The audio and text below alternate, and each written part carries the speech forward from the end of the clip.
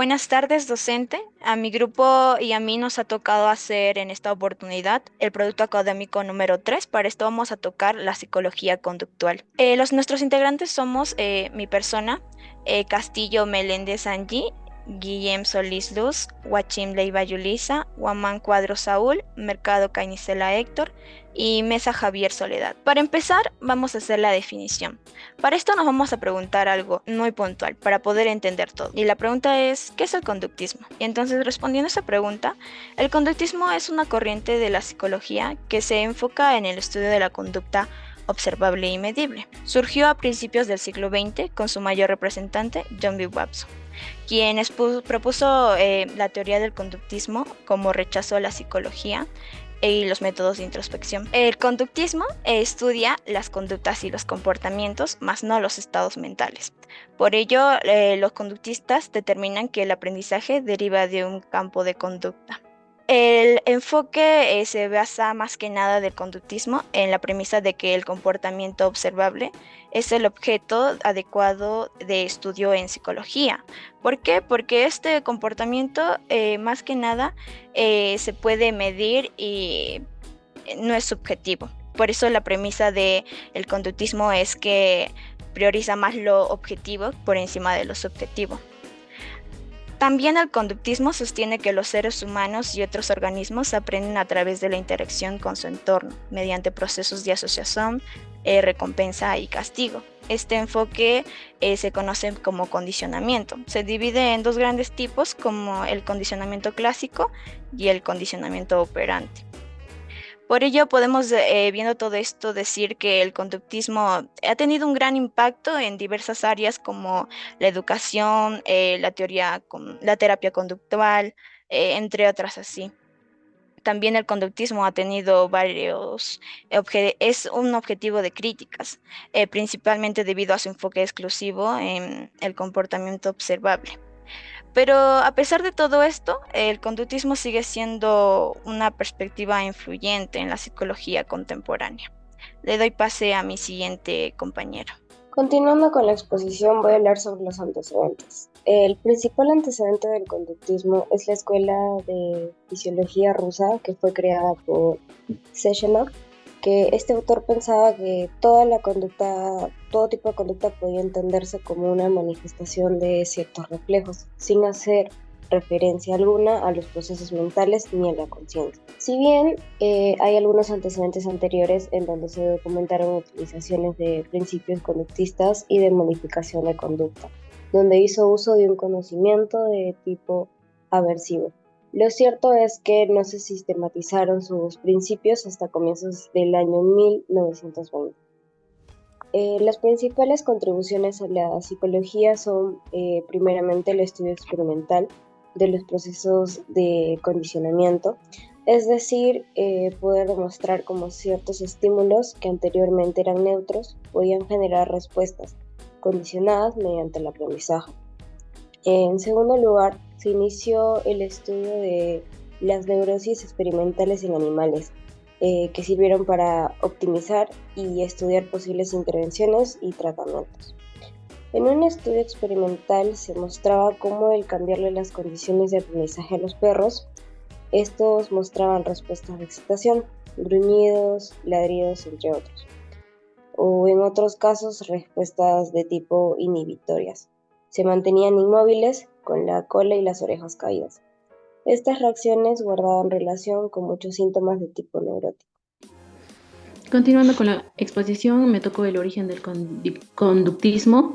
El conductismo, como ya lo mencionaban en la psicología, se encarga, ¿no?, de estudiar el comportamiento de las personas en relación con sus actividades cerebrales. Estas teorías tendrían sus orígenes muchos años atrás en una lucha persistente entre dos corrientes filosóficas. Entre ellas es el idealismo y el materialismo. La teoría del idealismo asegura que la realidad es un constructo de nuestros propios pensamientos, donde objetos no pueden existir más allá de nuestras propias percepciones. Y el materialismo menciona que el mundo es material, que los objetos pueden existir fuera de nuestros sentidos y que el pensamiento forma parte de estos objetos, ¿no? Es así que estas corrientes filosóficas dan origen a las discusiones sobre los estudios de la mente y cómo estas se relacionan con el cuerpo. El conductismo surge por primera vez en 1913 de la mano de John Watson. Ciertamente, Watson en algún momento fue sujeto experimental en el laboratorio de Titchener de la escuela estructural. Es ahí donde él empieza a cuestionar, empieza a criticar a las escuelas mentalistas. El conductismo es así que en 1913, donde ya se da el nacimiento de una escuela psicológica, esta escuela psicológica altamente dominada desde su aparición en el siglo XX y se considera como una respuesta a la psicología introspectiva dominante en la época del estructuralismo. La siguiente diapositiva, por favor.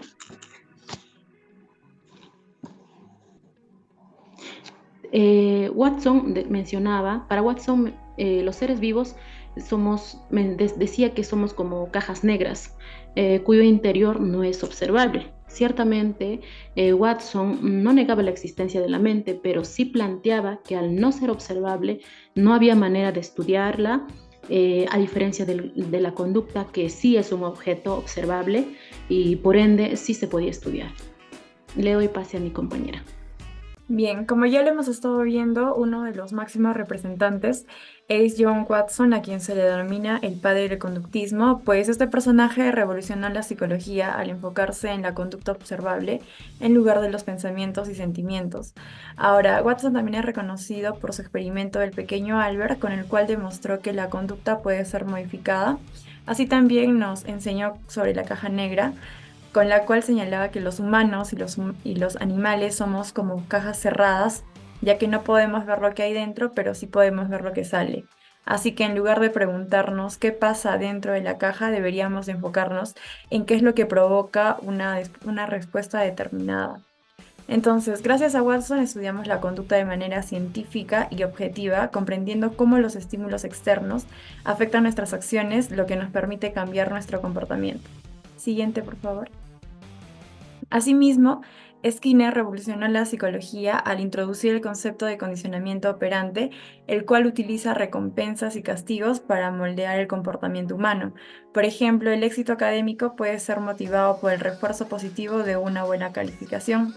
Además, Skinner promovió un enfoque científico para estudiar el comportamiento utilizando métodos rigurosos y experimentos controlados.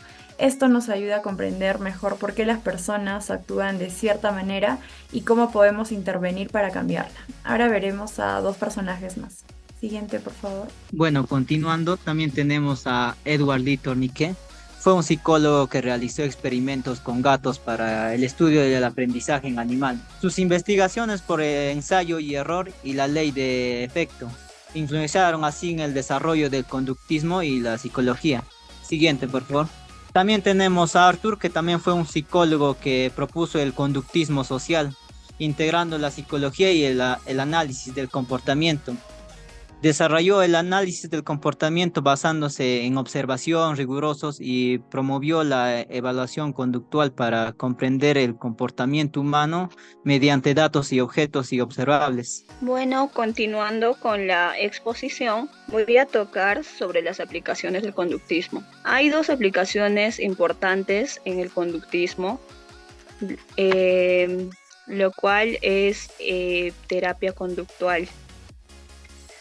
El conductismo ha tenido una gran influencia en el campo de la terapia conductual, donde se utiliza principios y técnicas conductuales para modificar comportamientos no deseados y promover conductas saludables.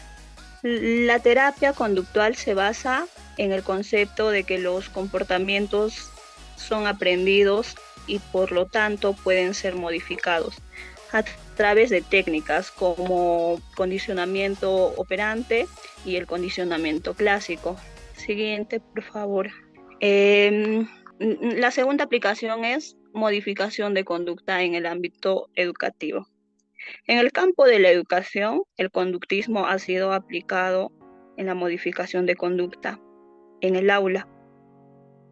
Esto también se le puede decir que es un recurso social para controlar la conducta y una manera de transmitir valores, así como los principios conductuales se utilizan para moldear el comportamiento de los estudiantes. Doy pase a mi otro compañero. Continuando con la exposición, el condicionamiento operante de Skinner aplica en muchas áreas de nuestra vida, no solo en la educación, sino en hacer amigos, en el trabajo, en las empresas, en todo.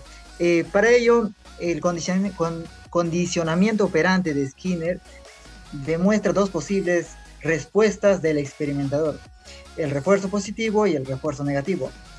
Y para ello, Skinner, el padre del condicionamiento operante, hizo el experimento con ratas, poniendo una palanca, la cual, si la rata jalaba la palanca, le daba comida.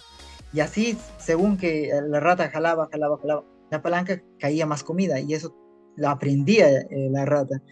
En cambio, en el refuerzo negativo, lo que hizo Skinner es, en vez de que le jalar la palanca a la rata, ya no le daba comidas, sino les daba una descarga eléctrica, la cual la rata aprendió también eso, y ya no jalaba la palanca de forma seguida, y eso se aplica en el colegio, en el trabajo, en cualquier parte, dando refuerzos positivos, motivando al alumno cuando saca buenas calificaciones, dándole mejores notas. Y si la persona o el alumno tiene una conducta indisciplinada, se le castiga con menos nota, más tareas o quizás ciertos castigos para el estudiante. Continuando, en la psicología conductual también se aplica en el lado deportivo para mejorar el rendimiento del atleta, tanto emocional y psicológico, utilizando técnicas de este refuerzo positivo, ya que las personas pueden aprender de sus oponentes viéndoles, observándoles, también superando estos problemas, ya que a veces los deportistas están siempre bajo presión. Un ejemplo claro sería si a la hora de una persona de tirar la pelota de un penal, siempre la persona tiene limitaciones, cierta presión, cierta miedo de fallar, y la cual para ello el psicólogo, persona o su entrenador, para ello le va poniendo refuerzos positivos para que a la hora de patear el penal no caiga en ese problema de la presión. En conclusión, la psicología conductual estudia cómo el ambiente influye en nuestra conducta y cómo podemos cambiarla usando técnicas específicas. Se centra en el observar y medir el comportamiento para entender cómo aprendemos. Sus intervenciones son efectivas en áreas como la terapia, como ya antes lo he mencionado. Además, en su enfoque ha influido en otras ramas de la psicología. Gracias.